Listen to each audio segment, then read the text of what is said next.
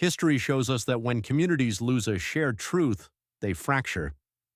We saw this exact shift 2,700 years ago in ancient Greece.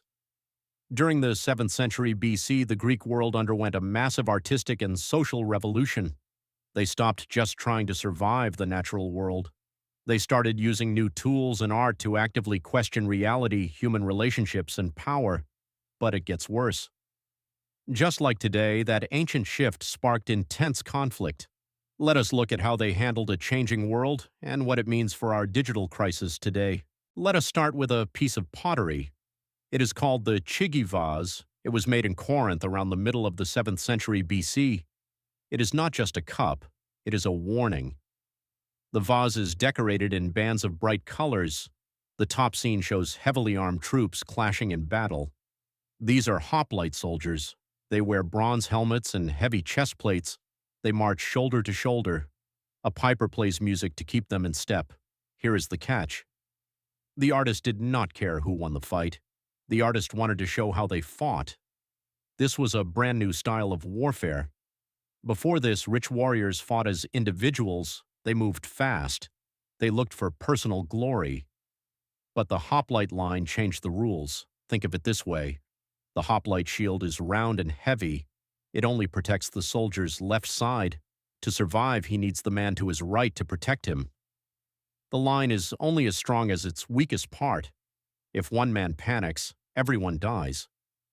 Now, why does this matter to us? Because the Greeks realized that to survive this new world, they needed a radical shift. They needed absolute community morale. They needed a shared reality. But it gets worse. Look at the middle of that same vase. The artist painted the Judgment of Paris. It is a famous myth about a man choosing the most beautiful goddess. It is a story about decisions and consequences. The host who poured wine from this jug was reminded that choices matter. You cannot just do what feels good. You have to think about the group. Our modern internet does the exact opposite. It destroys the group. It cuts you off from your neighbor. It gives you a private reality. Let us look at another artifact. This is the Zoborgo Pithos. It is a massive clay storage jar from the early 7th century BC. It shows a strange scene. A winged god emerges from the head of another seated figure. It is the birth of the goddess Athena from Zeus. But the figures look strange. They are stiff. They have wings, which is unusual for these gods. The artist was borrowing styles from the East. The Greeks were trading with Phoenicia and Syria. They saw exotic monsters and new art forms. They did not just copy them. They used these foreign ideas to explore their own fears.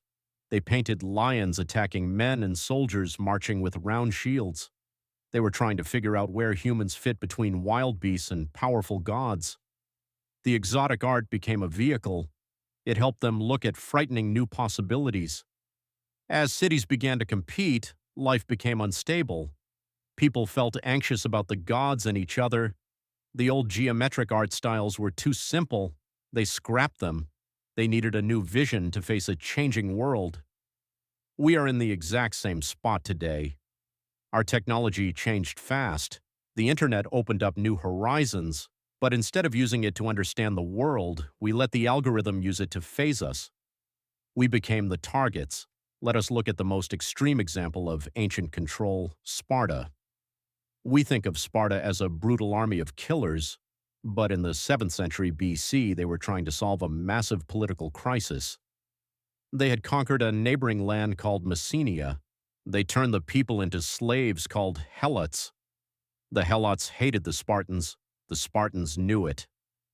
The fear of a slave revolt ran their entire society.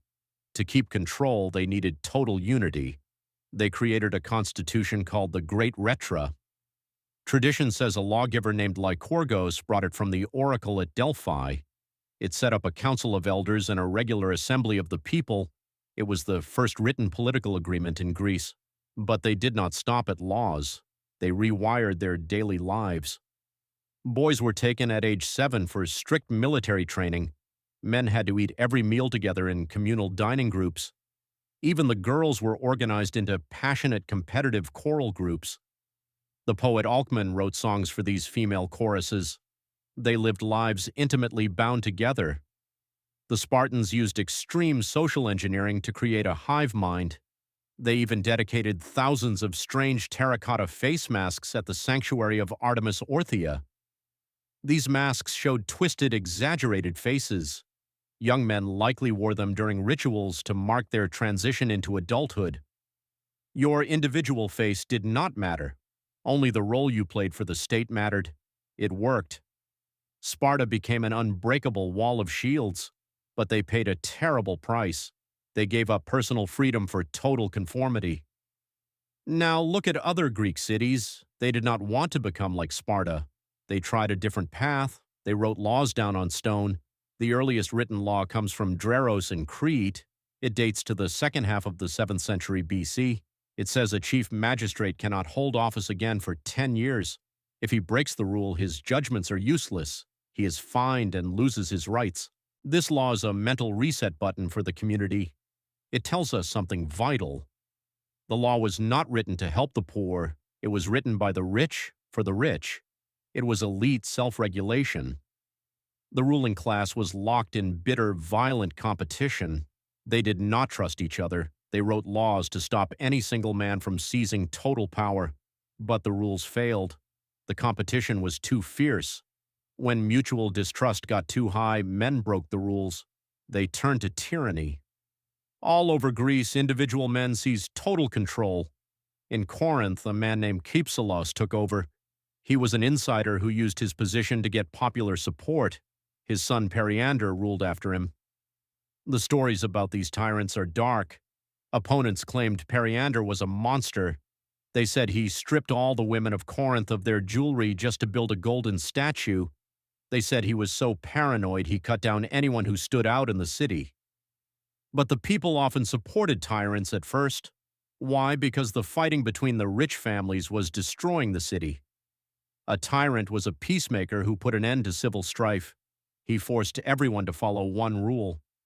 This is exactly what the modern algorithm does. The internet became a battlefield of shouting and anger. It felt chaotic. So we handed control over to the platform algorithms. We wanted a clean feed. We wanted order. Instead, the algorithm became the ultimate digital tyrant. It does not use weapons. It uses your own data. It watches what you click. It tracks what makes you mad. Then it strips away any viewpoint that challenges your bias. It builds a digital wall around you. Think about the Greek Kouros statues. At the end of the 7th century, the Greeks started carving massive stone figures of young men. They stood straight, hands at their sides, staring blankly ahead. Some were 10 meters tall. These statues transformed the sanctuaries.